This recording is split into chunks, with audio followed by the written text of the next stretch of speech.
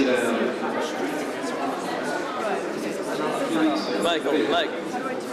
Mike. Michael Carter, favorite, unique and one of a kind. I always thought that if we didn't have TV, we would have more alien comics. But right now we've got one and he's the best. So let's hear it for the alien comic.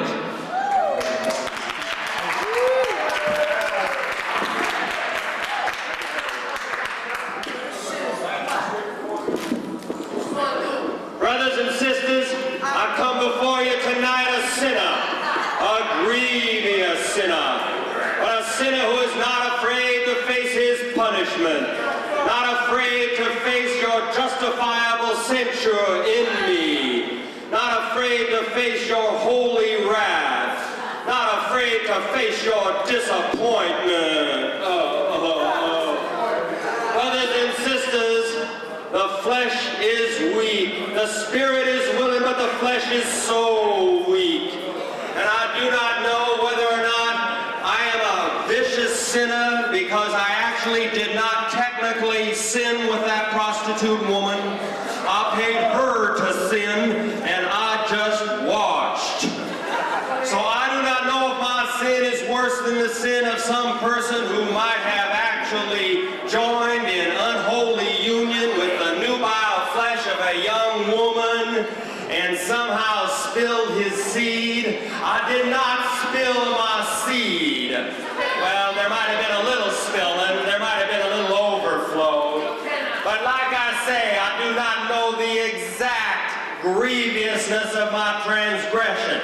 That is up to the Lord God and you, my judges. All I know is that I sinned against God's law, and I deserve to be punished. Brothers and sisters, many of you have come up to me during the last couple of days and have said to me, Jimmy, if you did not actually have normal sexual, heterosexual intercourse with that woman, just what did you do with her? Some of you have even asked me, Jimmy, did you sodomize her? Did she sodomize you? Did you sodomize each other at the same time? And some of you have actually come up to me and said, Jimmy, we have a right to know. Otherwise, how are we going to determine your just punishment? And I say, yea, truly ye have a right to know whether or not I'm a total pervert or just another weak man who's once again succumbed, I said again, succumbed to the wiles of Satan and the wanton urges of the flesh. So brothers and sisters, I'm going to tell you tonight exactly what I did with that woman prostitute. I'm going to make a true and full confession. First, I asked her to take off all her clothes. And then I asked her to kneel before me. And then I asked her to take a plaster statue of Jesus and to place it between her breasts. And then I asked her to just kind of shake them a little bit. Just shake them, shake those breasts, shake those humongous bosoms and wrap them around Jesus there and give him a little ride. Shake them, shake them boobies like a holy malted milk machine. Oh, that was evil. And then I asked her to stand before me and to hold that statue of Jesus in her hand. And I asked her to play a little game that I call Hide the Jesus. It's a variation on a pornographic game they call Hide the Salami. And I asked her to just take that statue to Jesus, and I was going to close my eyes and count to 10, and when I opened my eyes, I did not want to see that statue again. And I counted 1, 2, 3, 4, 5, 6, 7, 8, 9, 10, and I opened my eyes, and that statue had disappeared. It had disappeared. It was a pornographic miracle. Oh, and then I instructed this woman, Clarissa was her name, by the way. I said, Clarissa, darling, stand over there with your back to me. Now I want you, Clarissa, to bend over and to grab your ankles. Now I'd like you to slide your hands up your thighs till you reach the top of your thighs, Clarissa. wonderful, darling, just perfect. And now what I'd like you to do is to kind of, well, in the parlance of the Army doctor, just spread them. That's it, just spread them a little bit, darling, fine. And then I walked over to where Clarissa was bent over, kind of spread eagle with her goodies hanging out there, and I got down between her legs, and I looked up, and I looked up, and I saw into this woman's soul. I did, and I did not see into the soul of a sinner. I saw the Spirit of the Lord. I saw the face of the crucified Jesus. I saw our risen Savior. Oh, and I even saw my own flesh start to rise. Oh. Yes, brothers and sisters, I'm telling you true. I lay down underneath a naked woman on the floor of a motel room in New Orleans, and I looked up and I saw paradise. Oh. But then the devil started to do his dirty work. And I had the feeling my own flesh was starting to rise. And it got bigger, and it got harder, and I tried to stop it. I tried to curb it. I tried to crush it down. I tried to hurt it. I tried to torture it. I said, no, I tried. But the devil won that battle. And I'm here to face my punishment. So my brothers and sisters, let the one among you who has not sinned, at least not in this peculiar pornographic manner of my own, cast the first stone. Cast that stone. Go ahead, cast them stones. Hit me, cast them stones. I need to be punished. I need to be punished. And Brother Jimmy stood there, and the stones started to fly. Whoa! Here they came. The stones started to fly, and one of them hit him on the head, and the drums started to roll. He could hear the drums. One of them knocked him on the top of the head, knocked poor Jimmy unconscious. And when he woke up, there was a man there with a brown dress on, and that man had long hair.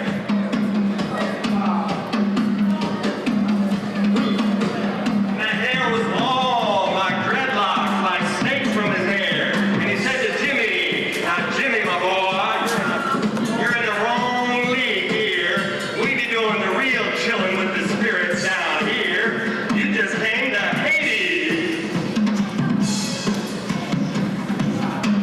And Jimmy was mesmerized by the whirring of his hair.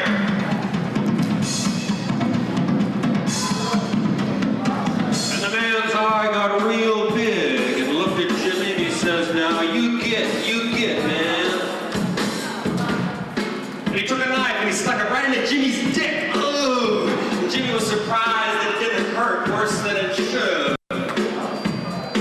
And Jimmy looked up, and there was a white fish in the sky, flying around the white sky. He thought maybe it's a Coney Island whitefish just flying overhead. There it was, a Coney Island whitefish, kind of a flying condom, just kind of coming down and flying over Jimmy's head. And then the whitefish flew into Jimmy's brain. And then the whitefish changed into these white devils. They started arguing in Jimmy's brain. And one of them said, you better get out of here, man. This is Haiti. You don't belong here. And the other one said, no, you can stay. There's plenty of beautiful strangers here that you can dance with.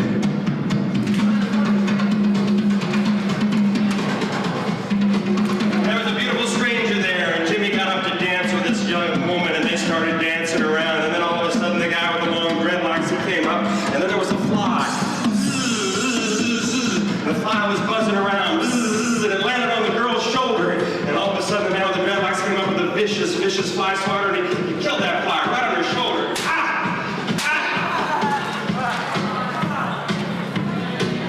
And then Jimmy started running. He tried to get out of there, and he ran through the jungle, and the branches of the trees started to rip off all his clothes until he got further and deeper into the jungle.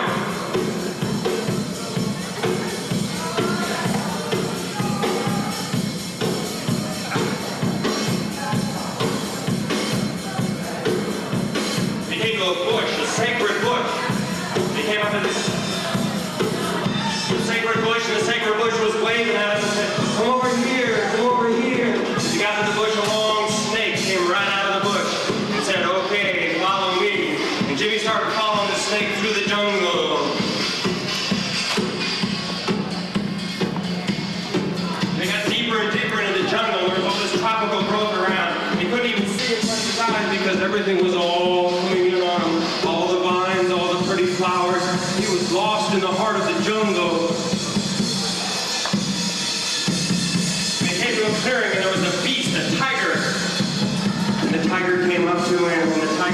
snake wrapped around its head, and the tiger came up and said, "Rawr," and the snake started to hiss, and the tiger would go, "Rawr, hiss, rawr, rawr." Jimmy started to run again.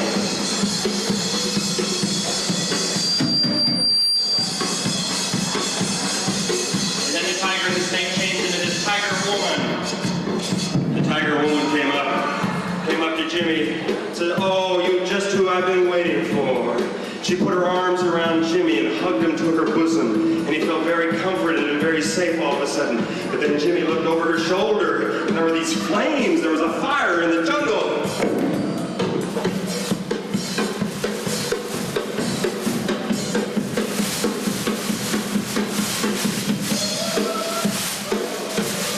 Behind the flames, there was this green ghoul.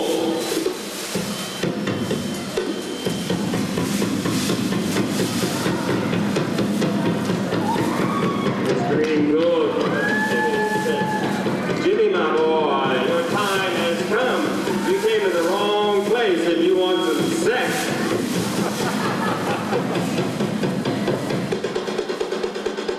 And then there was this little daughter ghoul.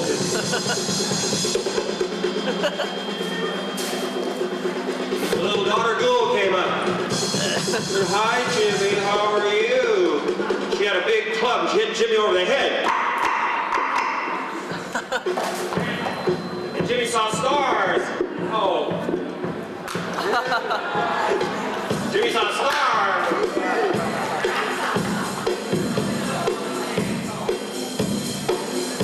When Jimmy woke up, there was this witch doctor there. She came up to Jimmy.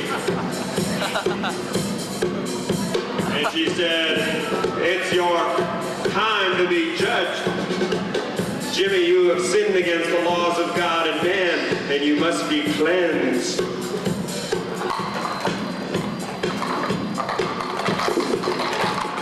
She started waving the branches of trees all around Jimmy's head, cleansing him, knocking him up and down on his head.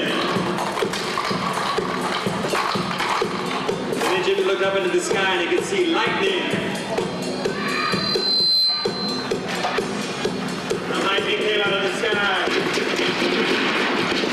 And thunder. The thunder and the lightning.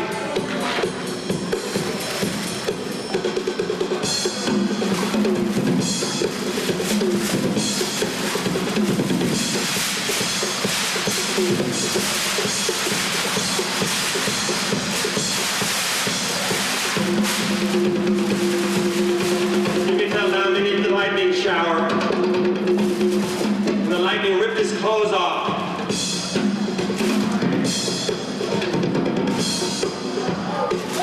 And the rain stopped, and there was Jimmy in the middle of a clearing after the lightning, playing with his alligator, thinking to himself, maybe someday I shall be forgiven.